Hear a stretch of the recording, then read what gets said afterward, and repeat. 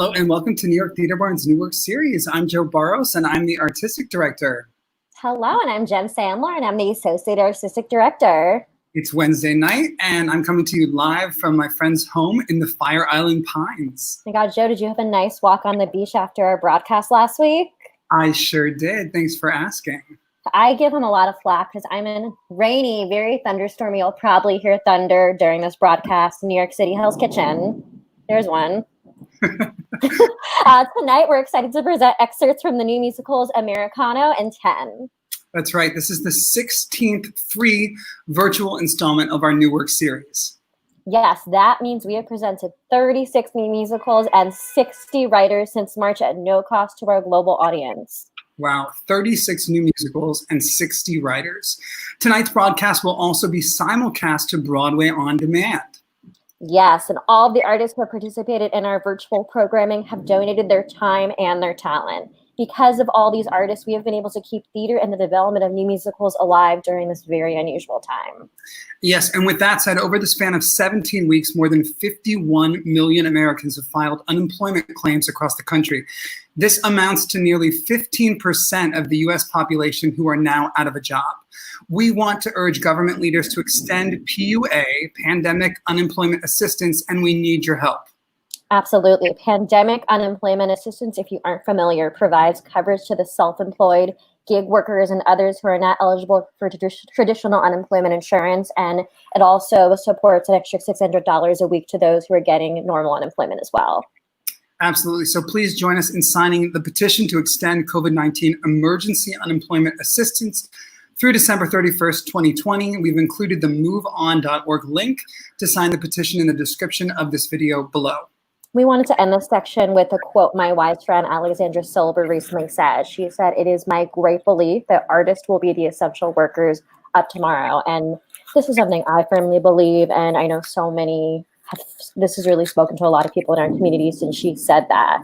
And with the help of a really amazing artist, Tiffany Holt, we have created a beautiful print with this on. I'm putting it right here on the screen, and you can get it on shirts, mugs, bags, wall prints, computer mouse pads, if you still use those in 2020. And the best part is all of the various charities that we are giving the money to. None of it is going to us. It's all going to charity. All of them are supporting artists right now during this time. To check out, there is a link on our YouTube for the website where you can buy any of these products. And it's something I'm really proud of. And I hope you'll support us. Absolutely. And we need to look out for each other during these unprecedented times. Please, let's help each other serve those who are most in need. New York Theater Barn is actively seeking out and curating important culture-shifting stories that we don't know from storytellers that we want to hear from. And because of this, our board of directors and our staff have been meeting to discuss ways for our organization to further develop anti-racist culture. Yes, as white leaders serving an inclusive group of artists, we are always seeking ways of doing better. We are proud to curate this musical theater development platform with diversity, inclusivity, and equality at the forefront. And in June and July alone, we served 27 artists, and 11 of whom were BIPOC artists, which is almost half, and something we are so happy to be celebrating. Absolutely. And we have carefully and thoughtfully chosen and dedicated 50% of our donations each week for the past 7 weeks to a different charity that supports Black lives and civil rights. Here to tell us more about this initiative and New York Theater Barn is our line producer, Sam Strum. Hello, my name is Sam Strum, and I am a line producer of New York Theater Barn's New Work Series. I am also a financial advisor where I help artists and entertainment professionals build and preserve wealth to live the lifestyle they deserve. For the past 4.5 years, I have been proud to be a part of a creative home that makes space for all artists and new culture-shifting musicals during incubation. The New York Theater Barn family is excited about tonight's new culture-shifting musicals, Americano and TENN. These are two powerful stories from 4 musical theater writers, Michael Barnard, Carrie Rodriguez, Jonathan Rosenberg, and Julian Hornik. Tonight's presentation doesn't come easily, and we need your help to continue to support artists. We are a 501c3 nonprofit organization, and your donation is tax deductible. This week, half of our donations will go to support the progressive nonprofit civil rights advocacy organization, Color of Change, It was formed in 2005 in the aftermath of Hurricane Katrina in order to use online resources to strengthen the political voice of African Americans. Thank you for supporting Live Theater, and enjoy the show.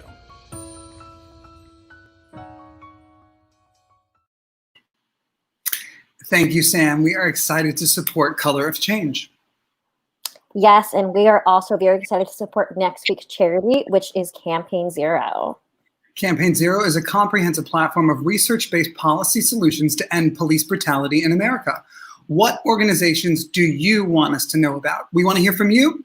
So go ahead and type an organization in the comments thread or email me at joe@nytheaterbarn.org. Yes, and we're putting our emails right up here. You can email me as well at jen@newyorktheaterbarn.org. Awesome. So let us know which charities you want to support. Yeah, we really can make this, we want this to be a community project. So anything we can do to help something that you're passionate about, we want to hear about it. And I just saw Adam Ray Siegel, our most recent board member, who's come onto the board this week, just said something, hello to everybody. Anyway, we're thrilled to have Adam. He's wonderful. We're so happy, Adam. Hi to you. We hope you're having a good night. Last week's newer series featured Tim Rosser and Charlie Soane's Talk to Me and Jay O'Connor Navarro's Flipped. Yes, here is a clip from last week's presentation of Talk to Me. Take a look.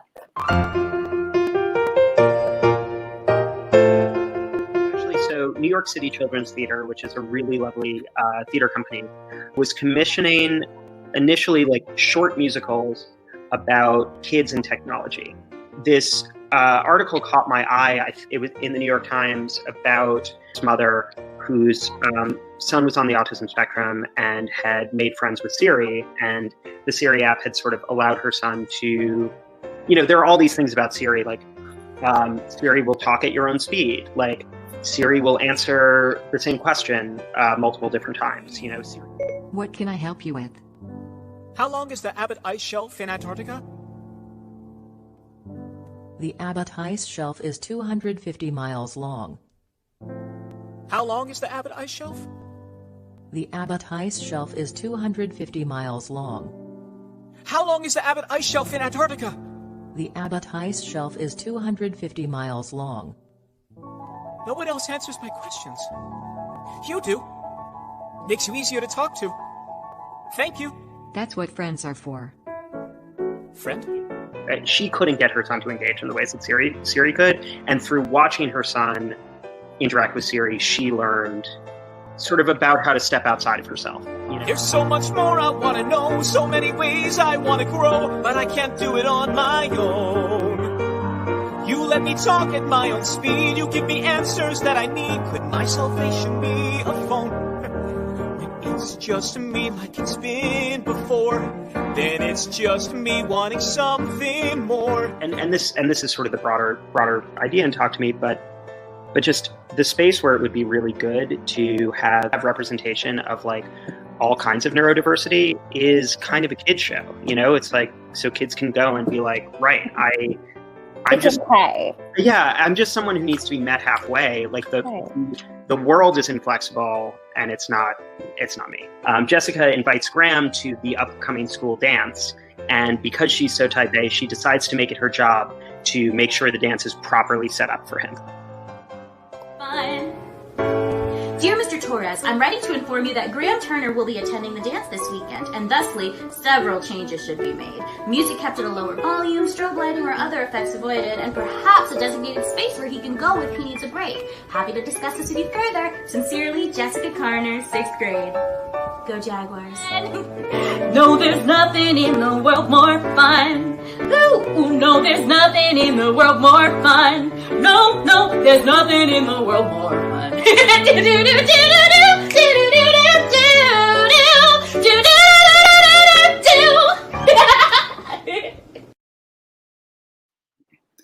I guess we can say that Brynn Williams is probably one of our favorite actors, right? Yeah, she's one of my good friends, so I love Brynn. I love anytime we can feature her here. Awesome. Well, here's a clip from last week's presentation of Flipped. Take a look.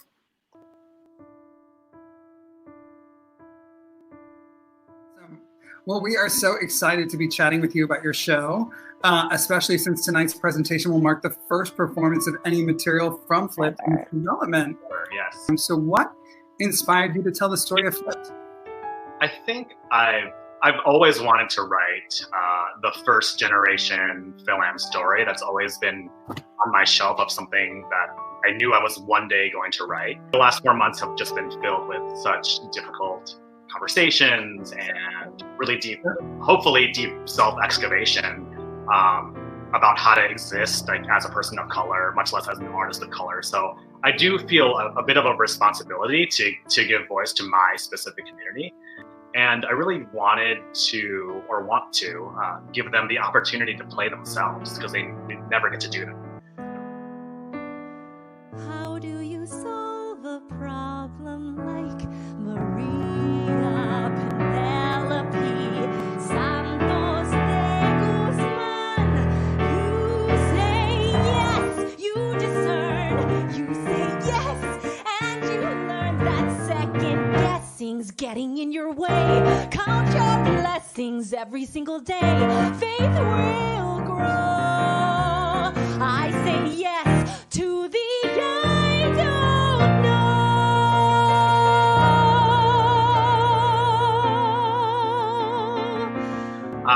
But so one of the big themes I'm trying to capture in the show about kind of Asian households is how much goes unsaid.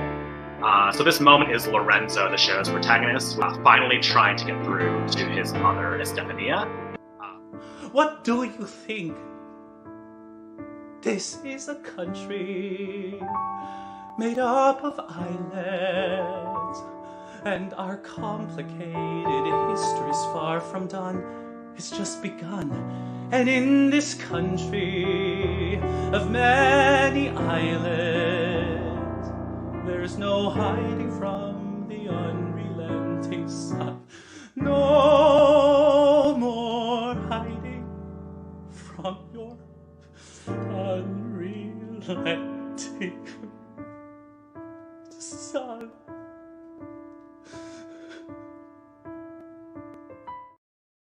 I was literally just telling Dev and Ela how affected I am by that song still a week later. It's just, and that show in general, we didn't say that in the video, but that was the first time Jay has ever premiered material from the show anywhere, and it's really near and dear to his heart.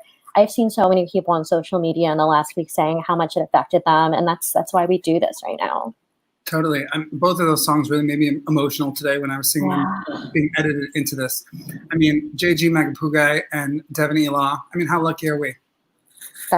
We're not, honestly.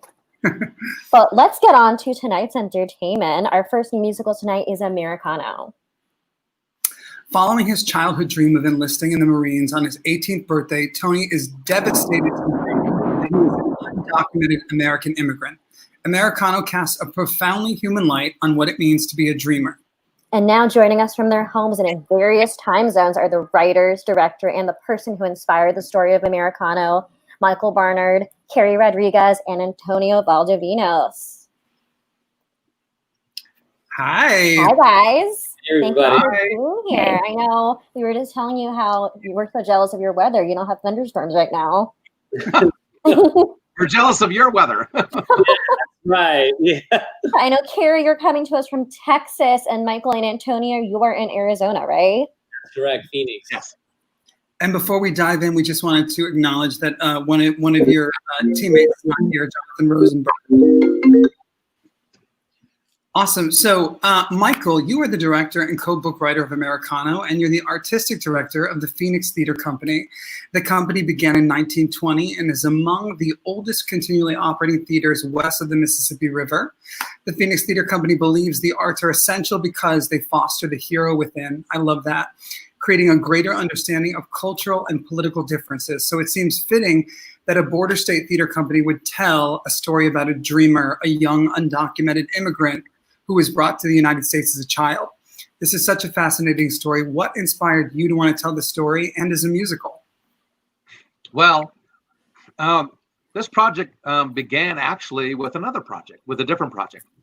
The producer that produced the show, Americano with us at the Phoenix Theater Company approached me at a wedding reception of all places and asked if I would be interested in doing an original musical about immigration and the border, using the music of a particular composer.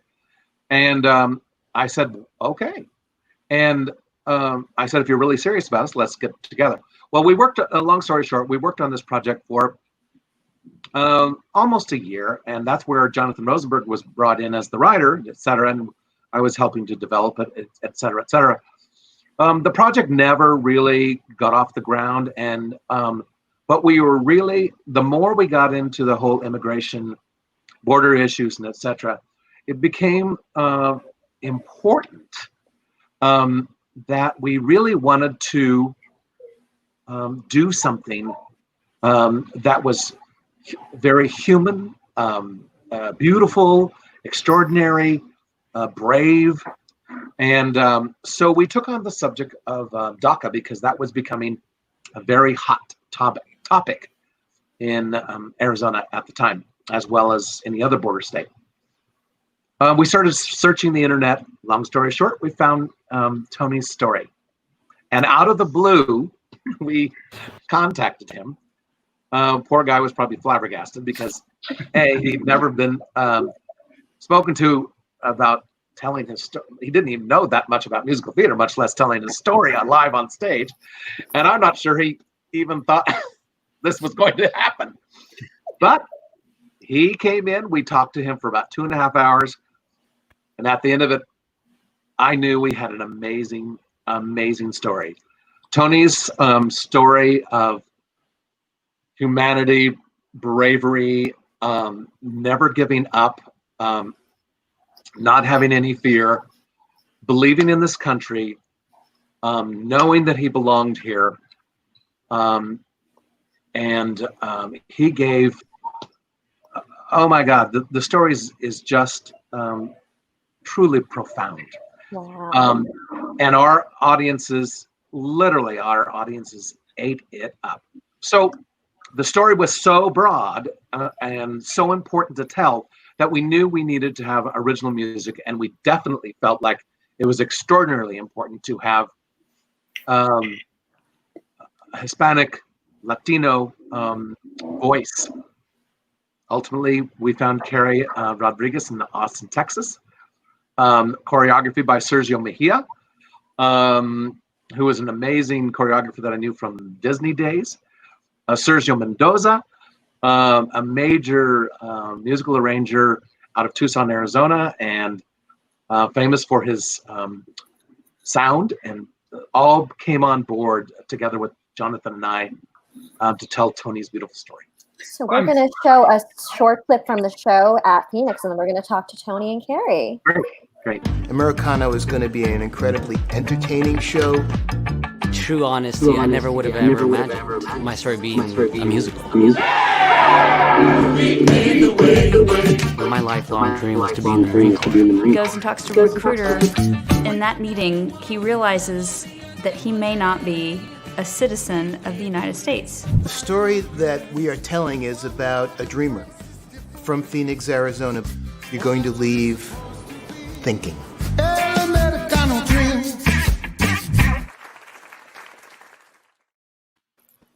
So I hope, I know you guys really want the show to come here next, and I can't wait to see it. But I want to talk to Tony next. What was it like to see your story come to life? You know what? I don't think I was prepared for the impact of the first show. I remember showing up with my mother, and I sat in the back. I was a little bit nervous. I knew they were going to tell people I was there.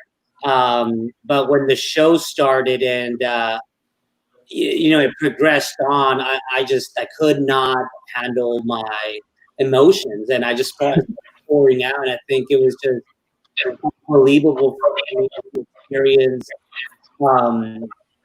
those moments so broadly and so clearly that were over 10 years ago. And how that moment with the recruiter propelled me to help elect Marines into office, and being successful in that, I think, was the greatest gift that I felt that was able to happen after not being able to go to school and enlist in the Marines. But I think is just incredible. I was blown away how the arts could really capture a true moment that happened in my life that I would have never thought I could experience again, and again, it being in front of an audience.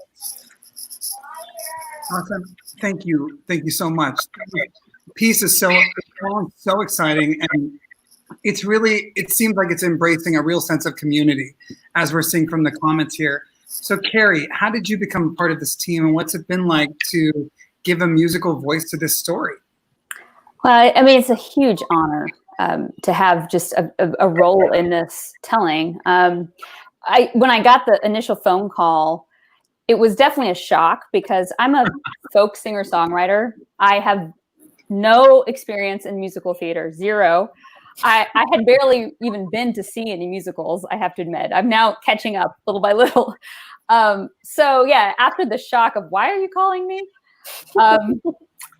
Hearing Tony's story was so moving.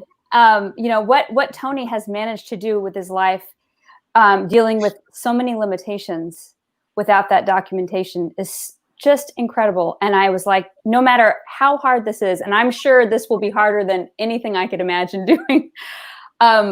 This is the opportunity of a lifetime to be able to have a hand in telling Tony's story.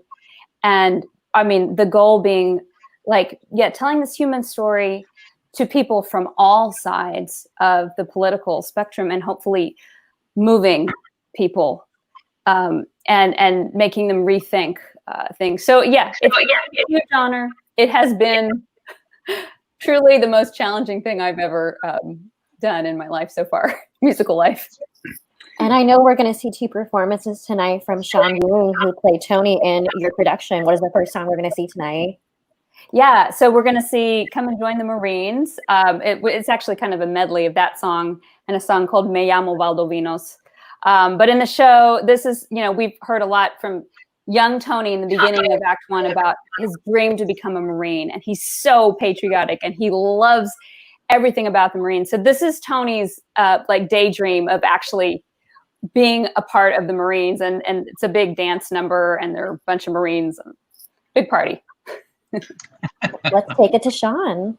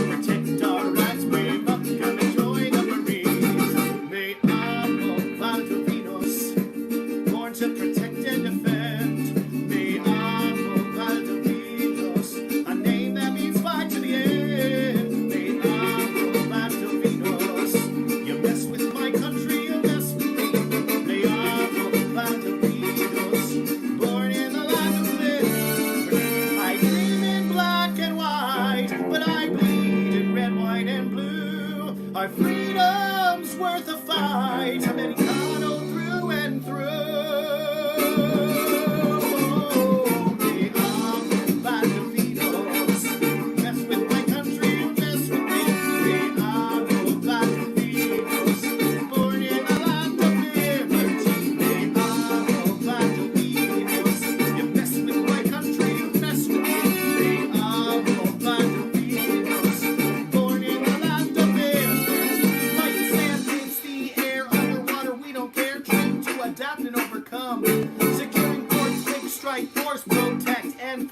up till the battle is won. Devil dogs, go to bottom, got your six, don't need no scholars. We turned into fighting machines. Ain't no one stronger, braver. We are the saviors brave. Up, come and join the Marines.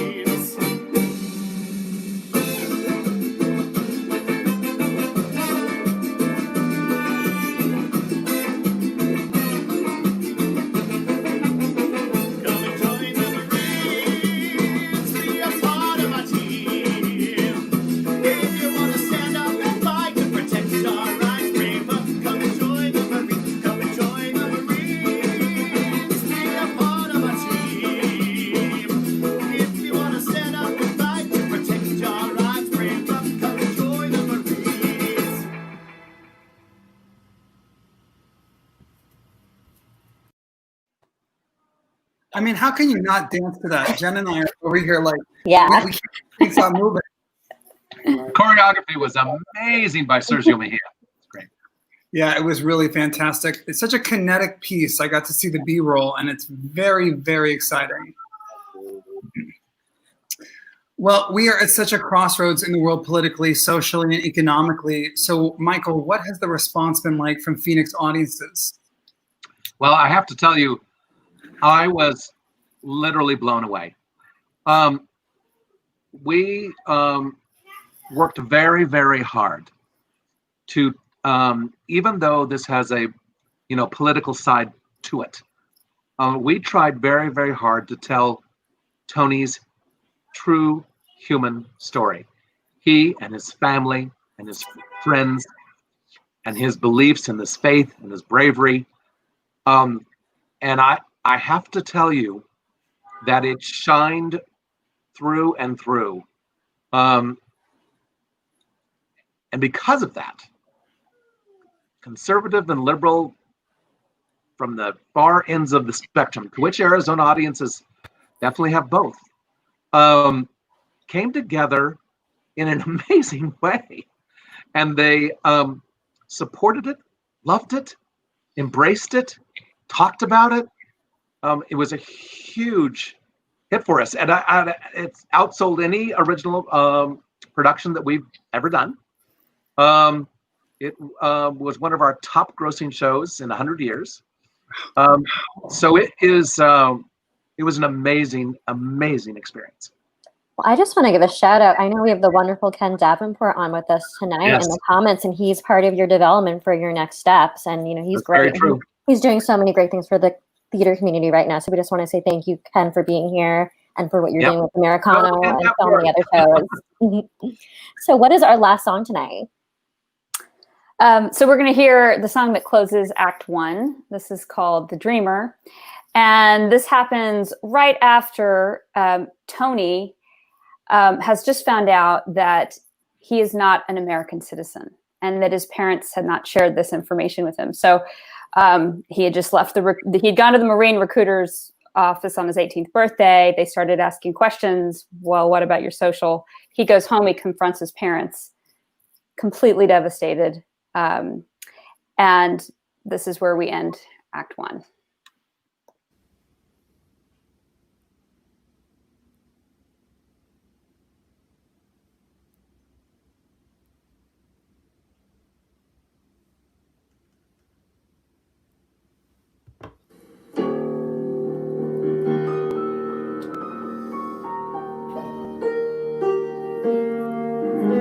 I didn't know I was a dreamer, although the sound of it rings true, calling out to my Redeemer.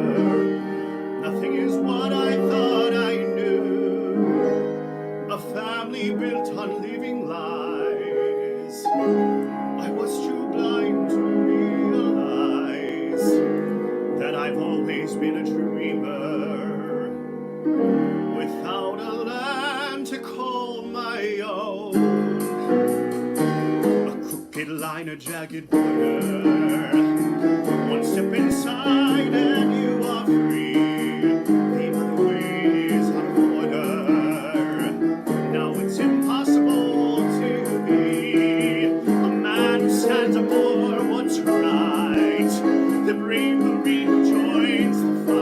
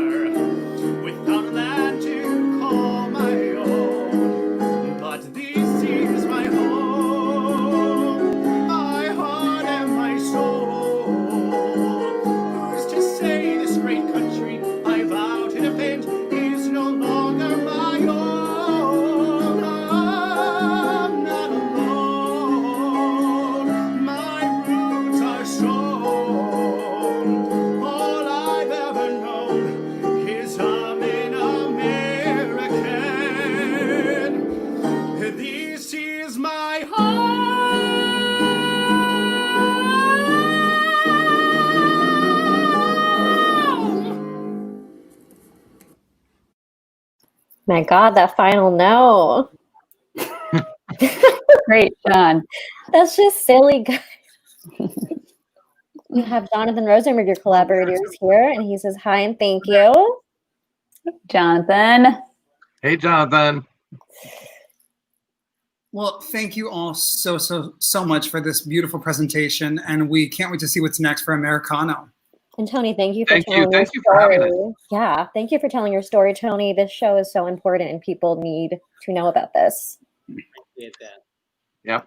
Thank you, Tony. We will see you Thank guys you, Carrie. soon, and we will see you with hopefully nicer weather for everybody. Have a good night, guys. Thank Such an amazing story, and really, I didn't really understand sort of really what a dreamer was until now. Sort of the depth of it, I guess I should say. Yeah, it's something if you don't know about, you really should look up, because I was ashamed I didn't know as much as I did. Absolutely. And now on to the second half of our presentation, the new musical, TENN.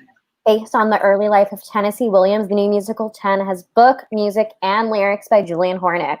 TENN follows Williams' years trapped in St. Louis with a family and collapse to his formative months living in the old French Quarter of New Orleans. And now joining us from his home is the writer of TENN, Julian Hornik. Hello. Hello. I think the rain finally stopped. I know, from the previously drippy Brooklyn, now just wet Brooklyn. Literally, for context, before this broadcast, it was thundering so loud that we were like all gasping. It was crazy. Julian, I have been so glued to the demo of your show this week. It's truly exceptional. Oh, thank you. You're I'm just gonna mute you because of your microphone's just giving us a little echo. The sound of your music, it has like this rich melodic folk pop sound. Yeah.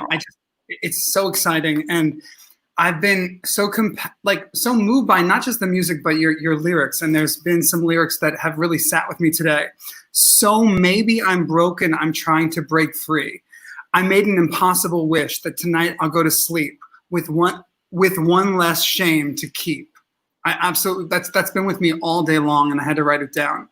Oh, it's funny. I remember like, oh yeah, no, that is a lyric in the show. Thank you. Yeah, That's really nice. I mean, I read the first part sort of out of sequence, but I want to read that last part again. I made an impossible wish that tonight I'll go to sleep with one less shame to keep. And as a gay man, or I should say as a queer man in today's world, these songs really resonated with me, and I just really felt, wow, this story hasn't been told and it needs to be told. And I think you're telling it in a really special, unique way.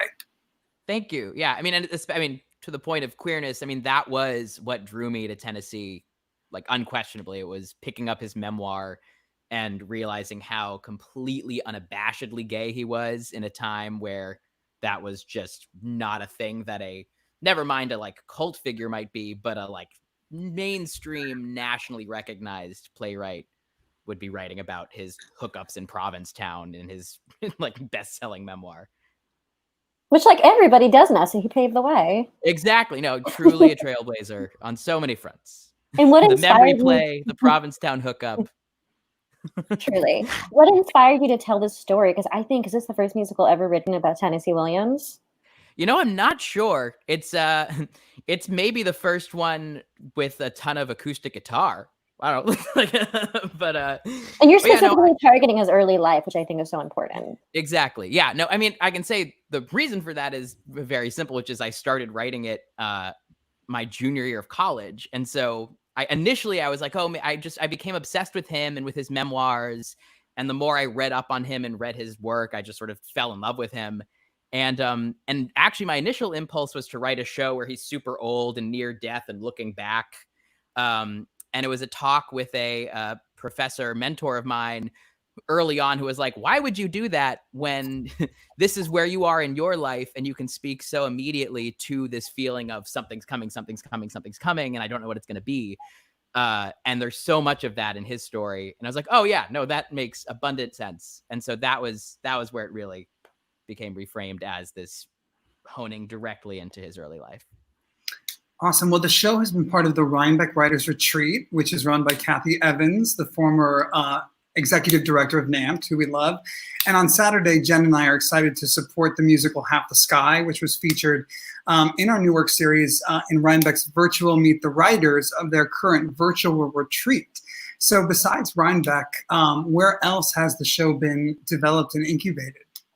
Let's see. Well, so it started at Yale as my senior project, and it also became a curricular production in the theater studies department, which mostly just meant that we had resources to basically mount it as a full production, but also to do research in Yale's archival libraries and like pull out Tennessee's letters and notebooks and stuff like that. So to really make it kind of this incredibly hands-on research-driven development process, and also try to like build a show from the ground up over the course of a year.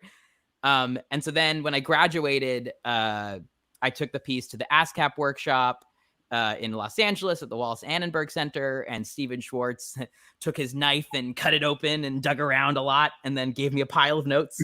And then I worked on it a little bit at the Johnny Mercer Songwriters Project, which is where I met the Bandits, who will be playing a song later tonight. And actually it's funny, the Rhinebeck thing, I'm actually starting my residency tomorrow. So it is to be developed starting tomorrow at Rhinebeck. And when is your virtual presentation so people can tune in? Do you know yet? Oh, it would make sense. I do know it, or I know it is like a date that exists. It would be helpful if I had that on hand, but I'm sure it's online. And we will tell everybody next week on the broadcast. Thank you. And Grace McLean is part of it too, and she's amazing. So I'll be watching for her and then trying to remember what I'm doing. Well, our first performance tonight is Christian Probst. And what song is he singing tonight? All right, so Christian, I'll do the like 2-second backstory, which is Christian and I are college friends, and I wrote this part of Tom, which is Tennessee's real name, for him as his senior project. And so this song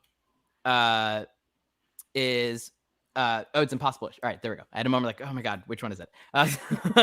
So Impossible Wish is near the end of the show. And at this point, Tom has followed this man, Jim, who he met in New Orleans, to California to try to strike it rich in the entertainment industry. And but in the meantime, he and Jim are working on a pigeon farm, which is a real, like, actual thing that Tennessee Williams did, like shoveling pigeon crap on a pigeon farm as his job while he was trying to get his foothold in Los Angeles.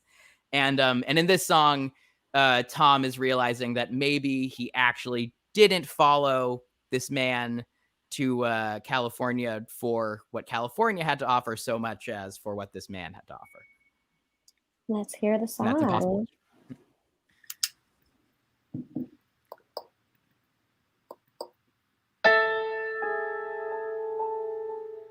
A body's just a body when it's lying in a bed. Don't wonder what it's wondering. Don't heed a thing it said. A nudge is just an accident. A breath's a silent word. But each breath you take and the move you make's the loudest, most decisive thing I've ever heard in all my years of living. In all my years of living on this earth. We'll leave in the morning, tonight it's decided I'll set no alarms. I've made an impossible wish that tomorrow I'll wake in your arms. I've been a fool, I need a drink, I'd rather be blurry-eyed, I think. Follow him blind, follow it through. Could there be a stupider thing to do? But then he winks, and then I smile. I look away, at least for a while, till I've forgotten where I've been. Then I look at him again. I'll whisper my plans in your ear. When we wake up, we'll see what remains. To roll down to make up, we'll blaze through the cities, we'll coast on the plains. We'll stop at bookshops. We'll dine at passing farms. And here's an impossible wish, that tomorrow I'll wake in your arms. Don't stir, don't open your eyes just yet. I don't know what you'd think if you saw me looking so near. Lord knows no honest man would take this bet. Lord knows you got me feeling so queer. Lord knows I really want you here and here and here.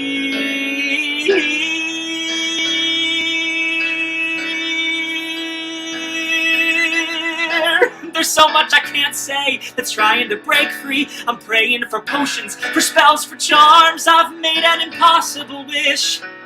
I've made an impossible wish. I've made an impossible wish that tonight I'll go to sleep. A secret still to keep. And tomorrow when I wake up and I look around and see you there, I won't give a shit about your arms.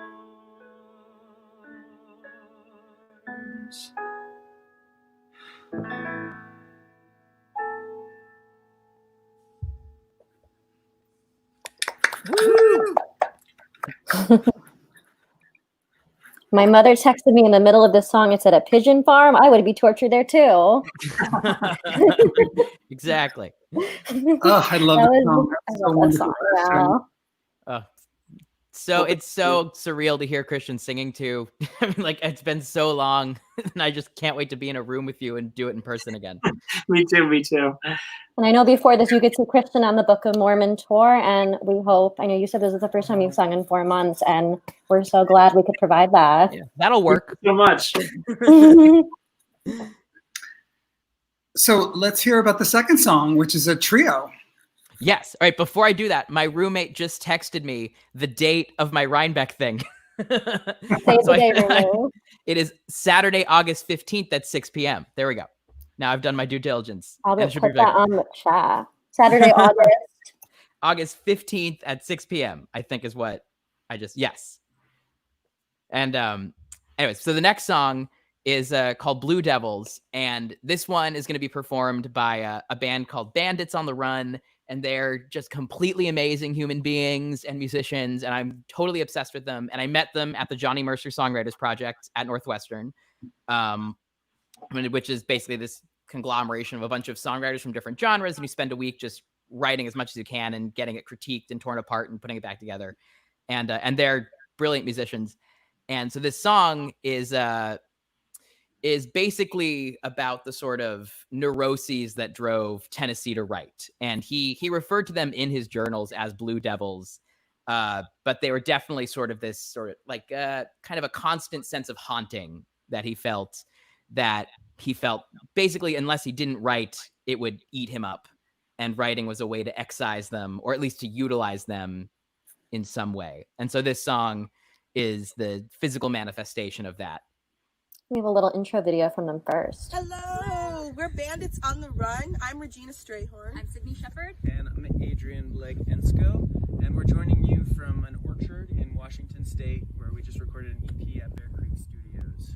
We are so excited to share with you Blue Devils, Julian's song. We met Julian a couple years ago at the Johnny Mercer Project, and we have been just in love with him ever since. Yes. Not only is he an incredible songwriter, as you probably have guessed by now, but he's an amazing person, and we're lucky to count him as a friend. So without further ado, here's Blue Devils by Julian Hornik. Enjoy.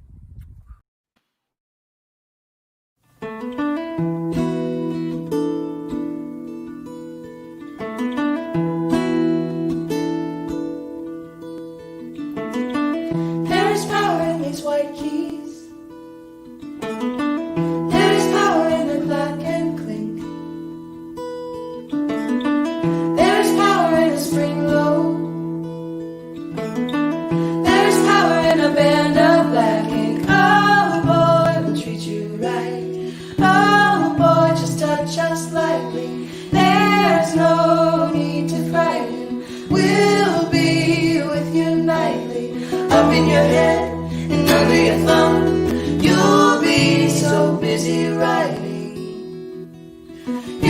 forget to dread the day to come, to dread the day to come.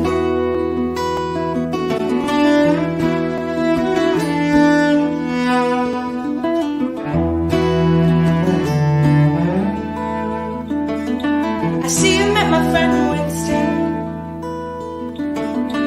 Haven't met my friend Jack. He's fiery like a vixen's tail. He will help you fade to black. Oh boy, don't shut us out. Oh boy, you're gonna need us. Duck and cover, scream and shout. Remember you're the one that freed us. It's time to hear the things we say, 'cause we're not gonna go away. We're your genius, we're your spark, we're your answer in the dark. There is power in a blank page. There is power in a long and lonesome night. So you can drown us out in blind rage, or you can drop us in the things you write. Another sip, another buck, boy. Biting lips makes you look tough, boy. You make us win, you've had enough, boy. Uh-oh, not yet, not yet. Uh-oh, not yet, not yet. Uh-oh, not